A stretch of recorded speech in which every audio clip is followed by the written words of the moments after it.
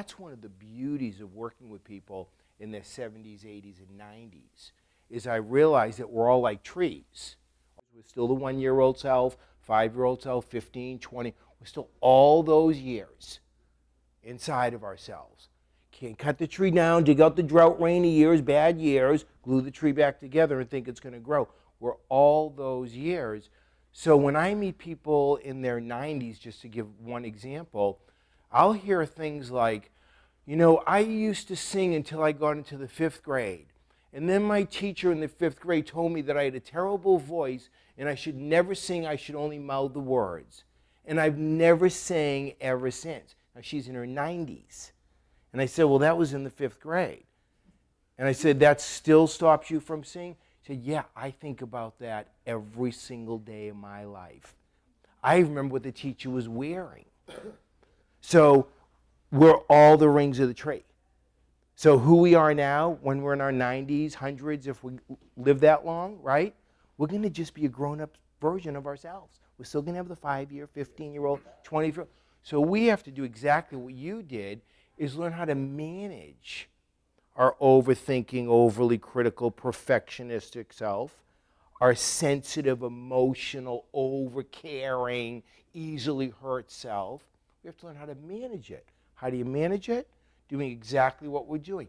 Getting into a place, into a mood, into a state, into a relaxed, intuitive, present experience. What's the best shortcut? Breathing. What's the most effective breathing technique? Just use your own name on the exhale. You will get grounded. You will get present. How long will it last? I don't know. A minute? All day? All night? I have no idea. You just do it as often as needed.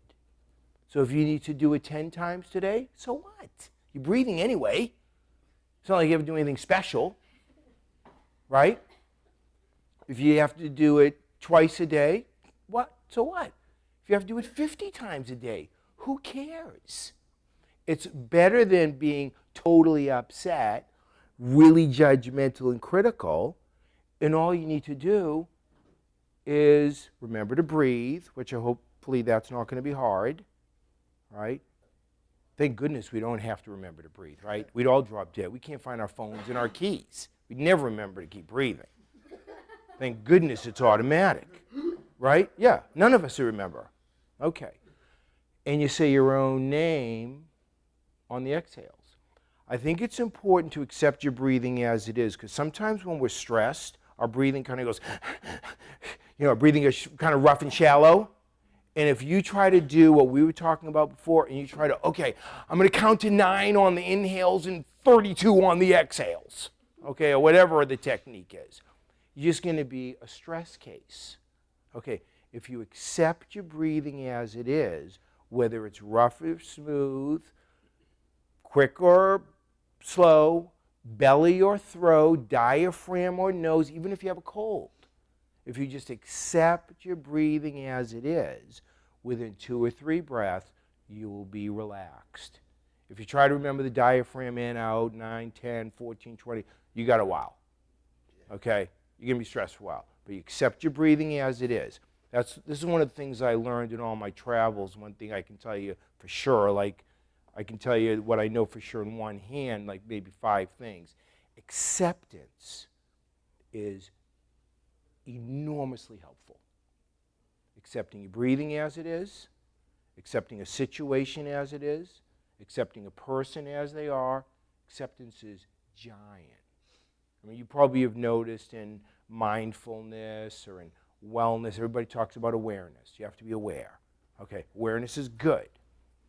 But I'm not sure how helpful it is if you're panicking and stressed out and you're aware you're panicking and stressed out. If you accept that you're stressed out and you accept that you're panicking and you do the breathing, just accept your breathing as it is, you will calm down within moments. Acceptance is a bridge to your intuition, your creativity, your self-awareness is interesting. And acceptance is a bridge. You with me? Okay? You accept your breathing as it is, Well, in a sense, your breathing, is sort of the bridge to your inner and your outer. Breathing's giant. Accept it as it is. You'll relax tonight ever before like that. I mean, if you use your name, it's usually because you're pissed off at yourself, right? Where you just kind of say your name, like, what the hell am I doing, I see golfers, like, yell their name, like, scream at themselves. If anybody talked to them like that, they beat the crap out of them.